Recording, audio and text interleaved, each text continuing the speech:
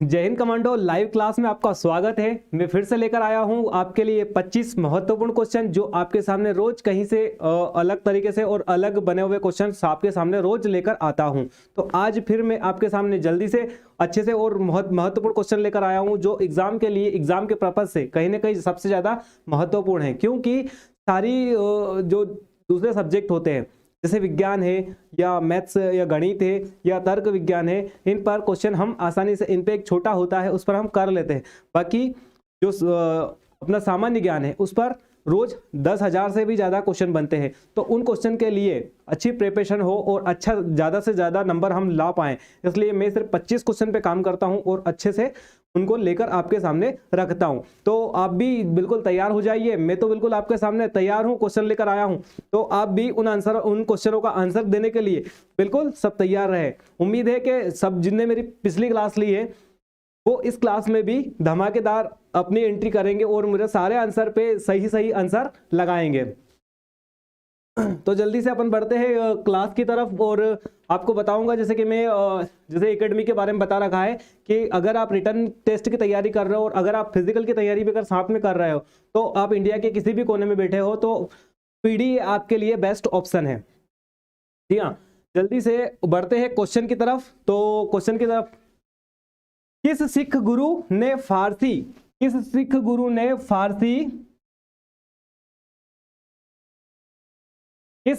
ने फारसी जफरनामा लिखा था? जल्दी से मुझे इसका आंसर दीजिए। पंकज साहब, वरम, आर्मी बॉय और विजय, बिल्कुल स्वागत है आपका। जल्दी से मुझे इसका आंसर बताइए। गुरु हरिहर राय, गुरु हरिकिशन, गुरु गोविंद सिंह, गुरु तेग बहादुर। किस सिख गुरु ने फारस में जफरनामा लिखा था? जी पंकज आर्मी बॉय यस बता रहे हैं मुझे, बिल्कुल। जो इसका आंसर गुरु गोविंद सिंह बता रहे हैं बिल्कुल सही बता रहे हैं। यह 7 सिपाही भी कहा जाते थे क्योंकि इनके दरबार में 52 कवि बैठा करते थे और यह कवियों के भी राजा थे। मतलब ये सारी मतलब इनको सारी कलाएं अच्छे से आती थी।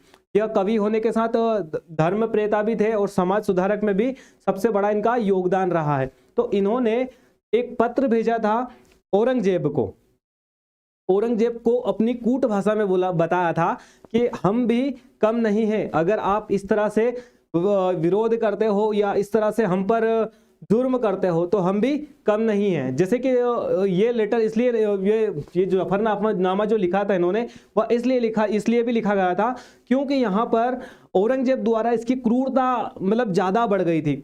जैसे कि इनके जो 90 गुरु है तेग बहादुर, उन्हें इस्लाम धर्म कबूल करवाने के लिए उन्होंने इनकी हत्या कर दी। बाकी तेग बहादुर जो 90 गुरु थे उन्होंने इसे कबूल नहीं किया। बढ़ते हैं अगले क्वेश्चन की तरफ जल्दी से। भारत में सबसे पहला सूती वस्त्र मिल किस शहर में स्थापित किया गया? जल्दी से मुझे इसका आंसर दीजिए। सूरत, बंबई, अहमदाबाद, कोयम्बटूर। जल्दी से जी जल्दी से बताइए मुझे। तो पहली बार यह शुरुआत हुई थी 1818 में, कहां पर? कोलकाता में, जबकि यह असफल रही। दूसरी बार फिर प्रयास हुआ 1854 में, सॉरी 1851 में, यह भी असफल रहा। फिर उसके बाद फिर 1801 बार 54 में फिर शुरू हुआ। जय भवानी आर्मी बॉय असलम बता रहे हैं मुझे। जो कमांडो जय भवानी जय भवानी जय भवानी आज मुझे ए आंसर बता रहे हैं। क्या बात है जय भवानी, आज तुक्का लगा रहे हो?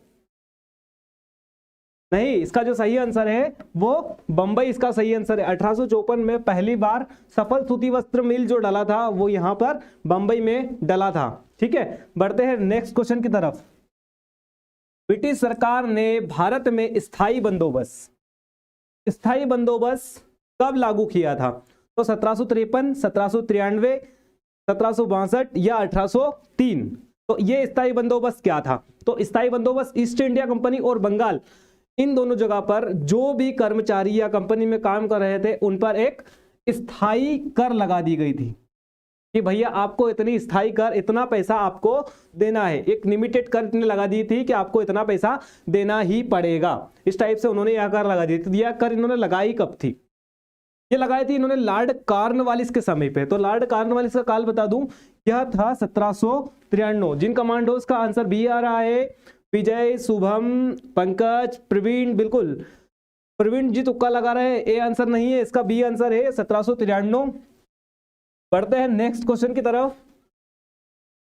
महाराष्ट्र का सुकरात किसे कहा जाता है? महाराष्ट्र का सुकरात किसे कहा जाता है? बिल्कुल आर्मी बॉय 22 मार्च 1793 बता रहे हैं। बिल्कुल बिल्कुल ठोस पढ़ाई कर रहे हैं, क्या बात है। आप ऐसा लग रहा है कि इसके अलावा सेल्फ भी पढ़ते हो, मतलब मेरे क्वेश्चनों पे काम करते हो, इसके अलावा आप सेल्फ भी पढ़ते हो। अच्छी बात है, गुड, शाबाश, क्योंकि ठोस आंसर लाना अच्छी बात है। तो फिर से क्वेश्चन की तरफ बढ़ते हैं। महाराष्ट्र का सुकरात किसे कहा जाता है? बाल गंगाधर तिलक, विपिन चंद्रपाल, फिरोज शाह मेहता या महादेव गोविंद रनाड़े? जल्दी से बताइए कमांडो, मुझे आंसर करिए। तो इसका जो सही आंसर है महादेव गोविंद रनाड़े है। यहां भी एक समाज सुधारक थे। इनका जन्म 18 जनवरी 1842 को नासिक शहर में हुआ था। जी, महाराष्ट्र के नासिक में इनका जन्म हुआ था। जी बिल्कुल, जो कमांडो मुझे डी आंसर बता रहे हैं, असलम मंसूरी बता रहे हैं डी, बिल्कुल सही बता रहे हैं। राजा राम मोहन राय द्वारा ब्रह्म समाज की स्थापना कब की गई थी? तो राजा राम मोहन राय के बारे में जैसे कि कई बार आपने सुना है कि यह धार्मिक आंदोलन और कई इन्होंने आंदोलन के लिए कई बार कई बार इनके ऐसे पक्ष सामने आए जिसमें यहाँ कहीं ज्यादा आगे बढ़ चढ़कर इन्होंने हिस्सा लिया। तो यह आंदोलन कब हुआ था? 1816, 1820, 1828 या 1830 में? जल्दी से बताइए कमांडोस। राजा राम मोहन राय द्वारा ब्रह्म समाज की स्थापना कब की गई थी? 1816, 1820, 1828 या 1830?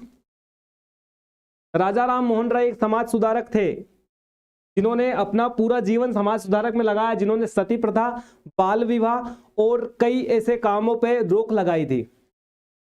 तो ये जो हुआ था ये 1828 में हुआ था।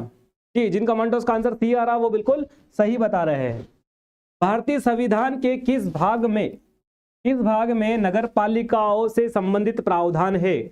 जी बताना चाहूंगा, वह 143 के ए से लगाकर ओ तक सिर्फ नगर पालिका, नगर निगम, नगर पंचायत के बारे में ही दर्शाया गया है।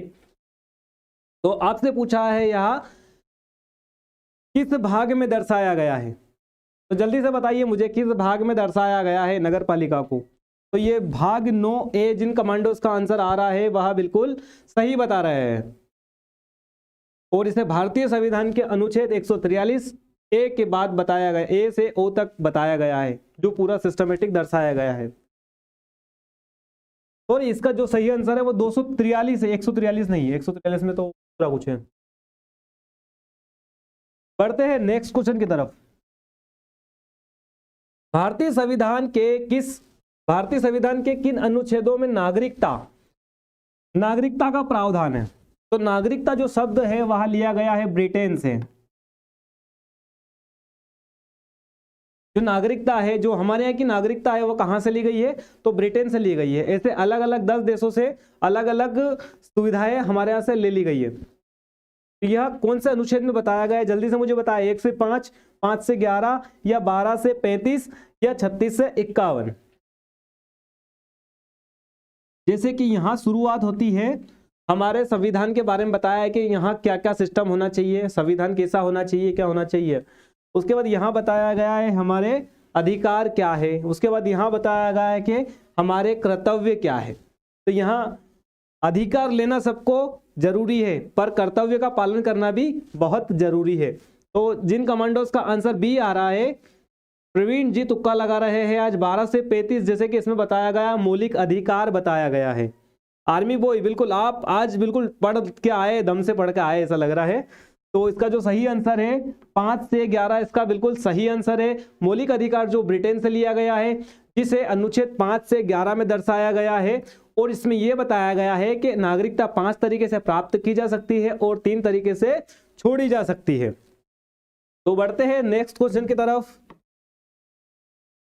भारतीय रेलवे कितने जोन में विभाजित है? जैसे कि रेल की पूरी कहानी बता चुका हूं मैं कि 1853 में लॉर्ड डलहौजी द्वारा इसकी शुरुआत करवाई गई थी। 1856 में भाप इंजन वाली ट्रेन शुरू करवाई गई थी और उसके बाद भी ट्रेन के कई सिस्टम बताए, जैसे कि विश्व का सबसे बड़ा जो रेलवे जोन है वह हमारे उत्तर प्रदेश में है।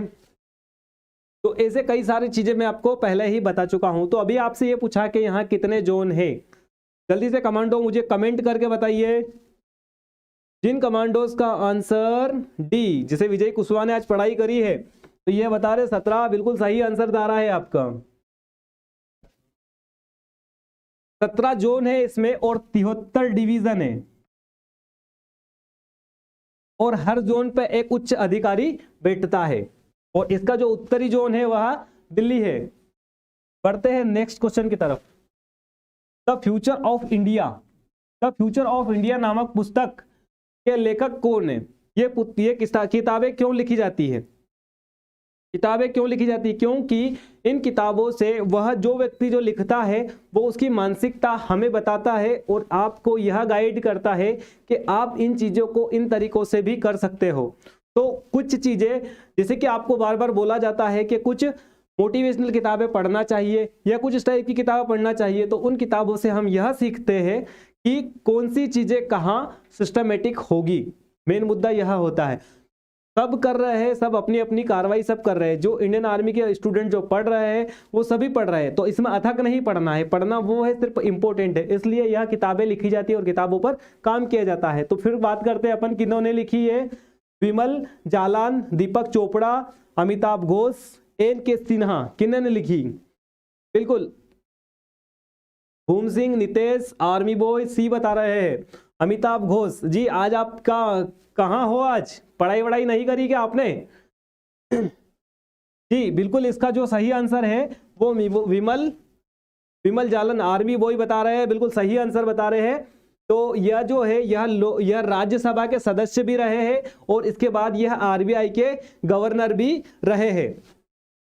जल्दी से बढ़ते हैं नेक्स्ट क्वेश्चन की तरफ। मध्य प्रदेश की राजधानी, उम्मीद है कि यह क्वेश्चन नॉर्मल है और यह क्वेश्चन सभी पर, इसका आंसर सभी पर बनना चाहिए। प्रवीण 17 जोन बता रहे हैं, बिल्कुल सही बता रहे हैं। तो मुझे जल्दी से बताइए मध्य प्रदेश की राजधानी क्या है? भोपाल, जबलपुर, इंदौर या ग्वालियर? जैसे ग्वालियर के बारे में बताऊंगा कि यह न्यायालय राजधानी है, न्यायालय राजधानी है और सांस्कृतिक राजधानी भी यही है। और इंदौर की बात करते तो यह खेल राजधानी है। जल्दी से, हाँ बिल्कुल सभी कमांडो मुझे भोपाल बता रहे हैं। तो भोपाल के बारे में आपको कुछ याद होगा कि 1984 में यहाँ एक गैस त्रासदी हुई थी। वह बहुत घटित बड़ी भयानक घटना है जो अब भी हम सोचते हैं तो याद आता है कि यार वहां पे अभी भी कुछ बच्चे अपांग ही पैदा होते हैं उस घटना के कारण। तो इसका जो सही आंसर बता रहे भोपाल बता रहे हैं वह बिल्कुल सही आंसर है। और ग्वालियर को संगमरमर की राजधानी भी कहते हैं क्योंकि यहाँ संगमरमर सबसे ज्यादा होता है। बढ़ते हैं नेक्स्ट क्वेश्चन की तरफ। समुद्री रेखा किन दो देशों को अलग करती है? भारत पाकिस्तान, भारत म्यांमार, भारत श्रीलंका या पाकिस्तान ईरान? जल्दी से कमेंट करके बताइए कमांडोज। भारत पाकिस्तान, जी हाँ यहीं पर बना है राम सेतु, यहीं पर बना है एक डमरू जिसे बोलते हैं पाक जल डमरू, और यहीं पर है मन्नार की खाड़ी। सारी चीजें यहीं पर है। तो यह कहां पर है? क्या भारत पाकिस्तान है? जो कमांडो, मुझे लगभग सारे कमांडो का आंसर सी आ रहा है भारत श्रीलंका, वह बिल्कुल सही आंसर बता रहे हैं। बढ़ते हैं नेक्स्ट क्वेश्चन की तरफ। भारतीय सड़क प्रणाली विश्व के साथ, मतलब विश्व में कौन सा स्थान है हमारा? जो भारत की सड़कें हैं वह विश्व में हमारा कौन सा स्थान है? तो दूसरा, तीसरा, चौथा या पांचवा? सड़क के बारे में जैसे कि मैंने बताया था कि शेरशाह सूरी जो कि 1540 से 1545 तक एक मतलब पहला ऐसा शासक था जिन्होंने मुगले को मतलब मजा चखा दिया था, मतलब मुगल में जो हुमायूं था उसे भगा दिया था, इतना वह योद्धा था। तो यह ऐसा योद्धा था जिन्होंने बंगाल से लेकर सिंध प्रांत पाकिस्तान तक पहली बार रोड का निर्माण करवाया था। कब? 1540 से 1545 के बीच में यहाँ निर्माण करवाया था। यहाँ पर घोड़ों के द्वारा डाक का आवा जावा ही होती थी। इस कारण से यह इन्हें रोड का निर्माण करवाया था, जिसे ग्रांड ट्रक रोड के नाम से जाना जाता है। तो यहाँ अभी फिर अपन इंडिया इस पे आ जाते हैं कि हमारी विश्व में कौन सी स्थिति है रोड में। तो जो कमांडो मुझे 3 बता रहे हैं वो गलत बता रहे हैं, जो कमांडो ए आंसर बता रहे हैं दूसरा वह बिल्कुल सही बता रहे हैं, क्योंकि पहले नंबर पे है अमेरिका की सबसे अच्छी रोड और उसके बाद इंडिया की सबसे अच्छी रोड है। जल्दी से बढ़ेंगे नेक्स्ट क्वेश्चन की तरफ। एनु एनु एनु जनजाति कहां पाई जाती है? एनु जनजाति ईरान, जापान, फ्रांस, पाकिस्तान। तो पाकिस्तान की राजधानी बता दूं मैं आपको, इस्लामाबाद है।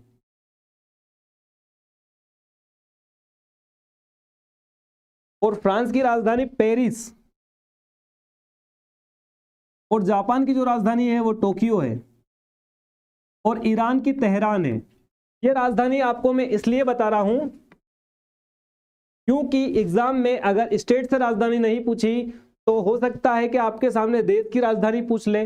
तो आपके सामने कुछ देश ऐसे होते हैं जो प्रचलन में रहते हैं, उनकी राजधानी भी आप पे याद होना चाहिए, उनकी मुद्रा क्या है वो भी राजधानी वो भी आपको होना चाहिए। तो यहाँ पूछा है एनु जनजाति कहाँ पाई जाती है, तो ईरान, जापान, फ्रांस या पाकिस्तान। जैसे कि कुछ कमांडोज को बता दूं कि यहाँ मेरे पीछे एक चित्र है, वह चित्र देख के मुझे बताइए कि कुछ कमांडो का आंसर बिल्कुल सही नहीं आ रहा है। तो यह चित्र देखिए और जल्दी से बताइए, क्योंकि यहाँ एक नृत्य हो रहा है।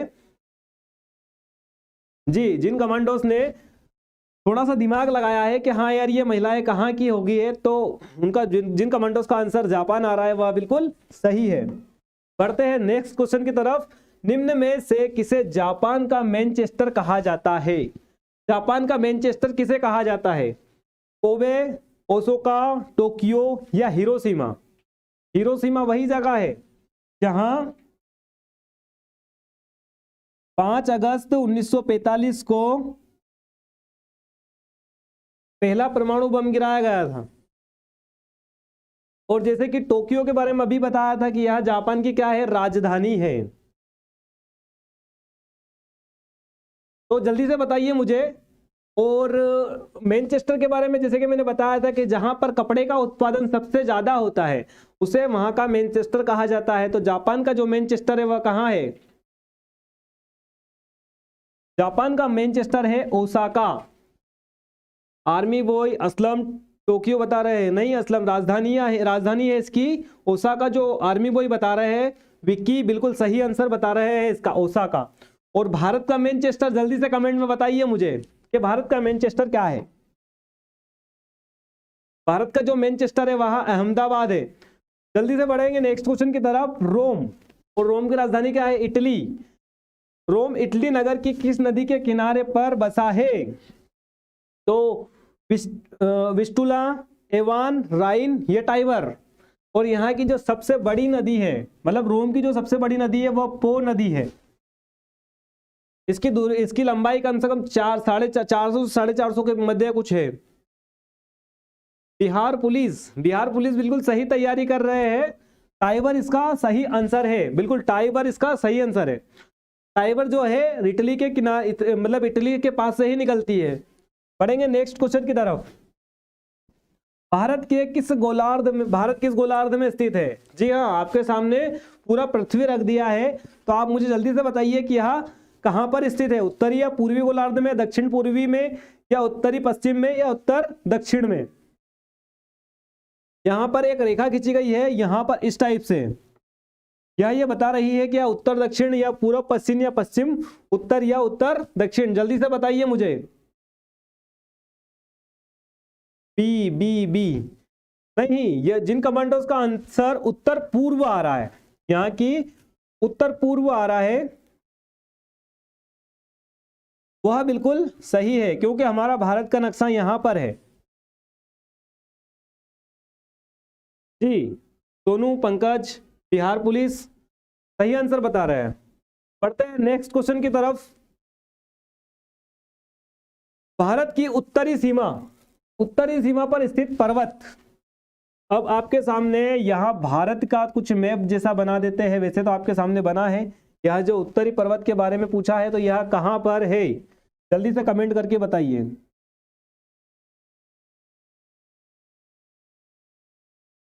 तो आपके सामने कुछ बताना चाहूंगा थोड़ा सा मैं, हंसना कोई नहीं। जो सबसे उत्तरी जो पर्वत है वह क्या है, हिमालय, जो सभी का आंसर आ चुका है। और जो अरावली है वो अरावली इस साइड है, जैसे कि मैंने आपको कल बताया था।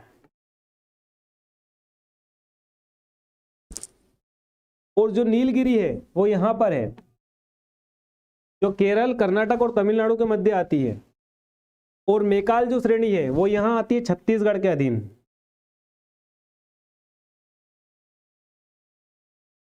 तो ये पर्वत श्रेणियां हैं, जो पुरानी पर्वत श्रेणियां हैं, जो अलग अलग भागों में बटी हुई है। तो यह भी आपको ध्यान में रखना बहुत ज्यादा जरूरी है। जिन कमांडोज का आंसर हिमालय आ रहा है, आंसर देखने के बाद भी जिन कमांडोज का आंसर बी नहीं आ रहा है वह बिल्कुल गलत जा रहे हैं। बढ़ते हैं नेक्स्ट क्वेश्चन की तरफ। विश्व का सबसे बड़ा नदी द्वीप माजुली माजुली का निर्माण करने वाली नदी, तो कौन सी नदी माजुली द्वीप का निर्माण करती है, कृष्णा, कावेरी, गोदावरी या ब्रह्मपुत्र। अच्छा, ये तो कंफर्म है कि विश्व का सबसे बड़ा द्वीप माजुली जो द्वीप है वह कहाँ है, असम में स्थित है, यह कंफर्म है। पर यह कौन सी नदी पर बना है यह मुझे जल्दी से कमेंट करके बताइए।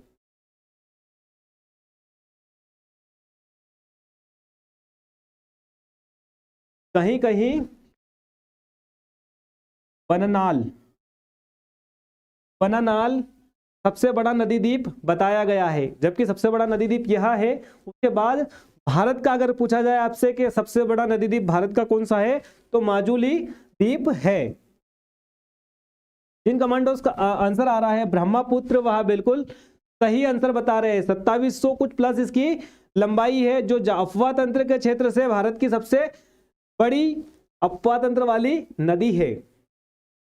तो जिन कमांडोज का आंसर माजुली द्वीप, ब्रह्मपुत्र नदी और असम आ रहा है वो बिल्कुल सही आ रहा है।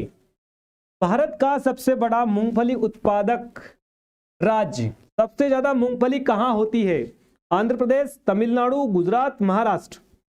बताना चाहूंगा सबसे ज्यादा मूंगफली जो होती है वह चीन, विश्व में जो होती है वह चीन में होती है। और भारत में दूसरे नंबर पर मूंगफली का उत्पाद होता है। और मूंगफली से, जैसे कि आपको राहुल सर ने बताया होगा कि विटामिन ए की कमी को पूरा करता है कौन, मूंगफली। तो आप भी मूंगफली खाइए और अपने दिमाग को तेज कीजिए और मेरे क्वेश्चन का आंसर भी बिल्कुल सही साट दीजिए। जल्दी से इसका आंसर कीजिए मुझे कि इसका आंसर क्या है। गुजरात, गुजरात सी बिल्कुल सही इसका आंसर है, गुजरात। यस, हर्षद, प्रदीप बिल्कुल सही बता रहे हो, आप सही दिशा में पढ़ रहे हो, आप ऐसे ही पढ़ो लगातार। भारत में दूसरा सबसे बड़ा राष्ट्रीय राजमार्ग कौन सा है, भारत में दूसरा सबसे बड़ा राष्ट्रीय राजमार्ग कौन सा है। तो जैसे कि आपके सामने पहले बताया कि जो पहला बड़ा राष्ट्रीय राजमार्ग है वहां कश्मीर से लेकर कन्याकुमारी तक है, जो कि NH7 है, जिसका नाम बदलकर NH44 कर दिया है। और अभी इसका आपके सामने पूछा है कि दूसरा बड़ा कौन सा पूछा है, दूसरा बड़ा, जल्दी से बताइए मुझे। 7 नहीं है, इसका जो सही आंसर है वह बिल्कुल सी सही है, जो पश्चिम से पूर्व का है। इसका सही आंसर 6 है।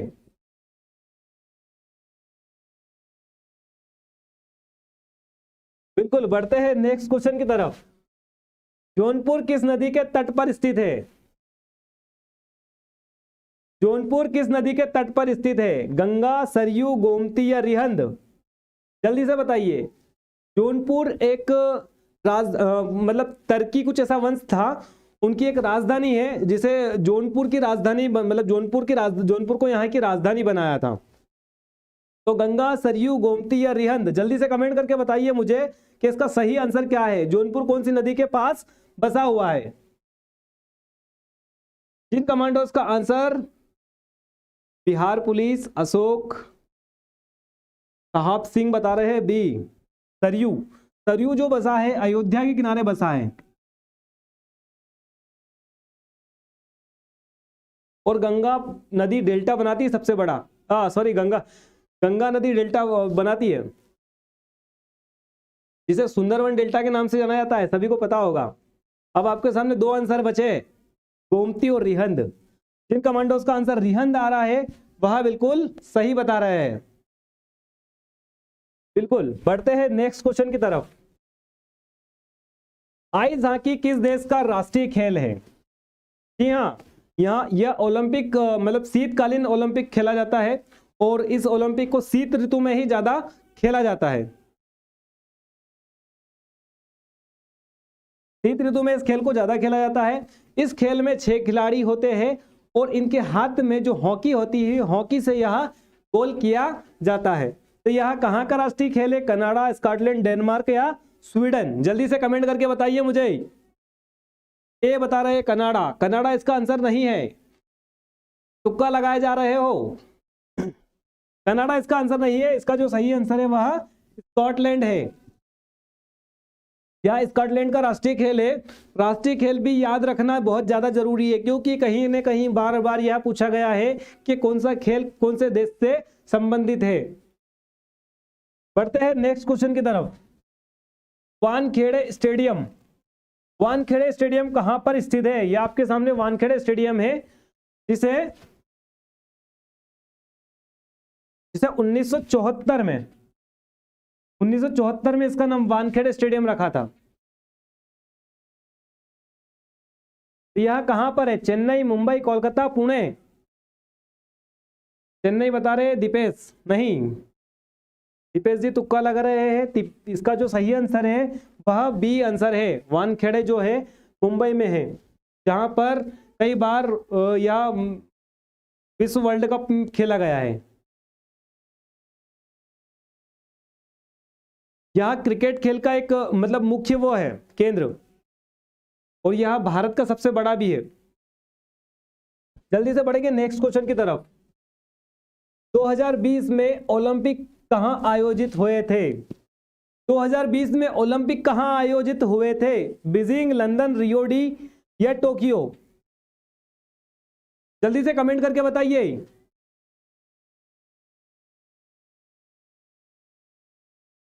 अभी होंगे जो बाद में, पेरिस, ये कहां होंगे?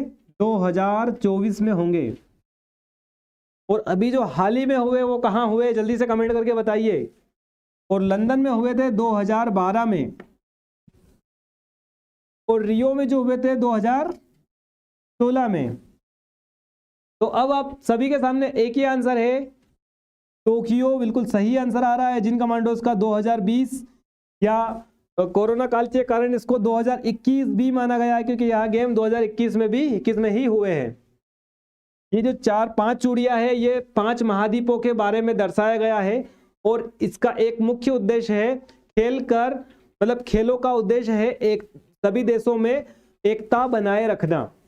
पढ़ेंगे नेक्स्ट क्वेश्चन की तरफ। और इसकी जैसे कि शुरुआत मैंने बताया था कि 1896 में इसकी शुरुआत हुई थी एथेंस शहर से। पढ़ते हैं नेक्स्ट क्वेश्चन की तरफ। टेस्ट क्रिकेट में 6 गेंद का ओवर कब प्रारंभ हुआ था? जल्दी से कमेंट करके बताइए मुझे, कब प्रारंभ हुआ था? 1896, 1900 या 1904 या 1928? उम्मीद करता हूं इस क्वेश्चन का आंसर किसी का भी सही नहीं होगा, क्योंकि यहां जो ऑप्शन दे रखे हैं वह भी गलत है, क्योंकि यह 1978 से 1979 में, इसका सही आंसर जो है 1978 से 1980 में। यहाँ इस टेस्ट में क्या हुआ था, कुछ दिक्कतें आ रही थी, इस कारण से कुछ क्रिकेटर या वहां के प्लेयर भड़क रहे थे, तो यहाँ पर एक क्रांति हो गई थी। उसी को देखते हुए यहाँ पर 6 गेंदों का ओवर कर दिया गया था। तो आज के जो हमारे 25 क्वेश्चन थे वह यहाँ पर खत्म हो जाते हैं। और जैसे कि आप जो अपनी पढ़ाई करते हो तो आप अपनी पढ़ाई में शेड्यूल बनाइए, देखिए समझिए कि यार हमें पढ़ना क्या है, कितना पढ़ना है और क्या नहीं पढ़ना है। सबसे ज़्यादा महत्वपूर्ण है कि जय हिंद सिंह यादव बता रहे हैं मुझे 7879 बिल्कुल सही बता रहे हैं, आपने गूगल से सर्च करा, बढ़िया है, अच्छी कोशिश है आपकी। हाँ, तो जैसे कि मैं बता रहा था कि जैसे आपका जो शेड्यूल है, आपका शेड्यूल है, एक सिस्टमेटिक शेड्यूल बनाइए। जब आपको पता चल जाता है कि हमारी 2 टाइम पीटी होना है, उसके बाद में जो आपके पास समय बचता है उस समय में आप ऐसे पढ़िए कि इस टाइम में मैथ्स पढ़ना है, इस टाइम में रीजनिंग पढ़ना है, इस टाइम में साइंस पढ़ना है और इस टाइम में सामान्य ज्ञान पढ़ना है। और जो हमारी क्लासें दी जा रही है, आपके सामने जो क्लासें दी जा रही है वो आपके लिए सबसे ज़्यादा महत्वपूर्ण है, क्योंकि यह क्लासें आपको कहीं ना कहीं बहुत आगे ले जाने वाली है। और ये क्लासें रही कि है किसके लिए, आपके लिए है। तो आप इन क्लासों को ज़्यादा से ज़्यादा ध्यान दीजिए और ज़्यादा से ज़्यादा पढ़िए। ब्रजेश यादव, पंकज सिंह, बलवंत सिंह, मनोहर, हेमराज, नीतीश पटेल, भूमर सिंह, पंकज चौधरी, पीडीए बॉय सुमित, विजय कुशवाहा, सोनू चौहान, राजा वामनिया, गुड, शाबाश। आज जैसे आप मेरे साथ में मेरी क्लास में बने रहे, वैसे कल फिर आप मेरी क्लास में आइए तो आपको और नए क्वेश्चन मिलेंगे, क्योंकि आप अगर मेरे को प्रोत्साहित करेंगे तो मैं भी आपको सबसे ज़्यादा से ज़्यादा अच्छे से अच्छे क्वेश्चन लेकर आऊँगा आपके सामने। आप भी इन क्वेश्चन पर मतलब रिटर्न से फिर से काम कीजिए, तो यह क्वेश्चन आपसे दोबारा से कभी गलत नहीं हो। अभी आपके सामने जितनी गलतियाँ हो रही है होने दो, क्योंकि आज अगर आप गलती करते हो तो कोई समस्या नहीं है, भविष्य में हमें गलती नहीं करना है, इसलिए ही हम पढ़ रहे हैं। तो अभी गलतियां हो रही है, हमें कोई दिक्कत नहीं है, पर यह गलतियां एग्जाम में नहीं होना चाहिए। ठीक है, जय हिंद, चलता हूं, फिर मिलेंगे नेक्स्ट क्लास में। जय हिंद।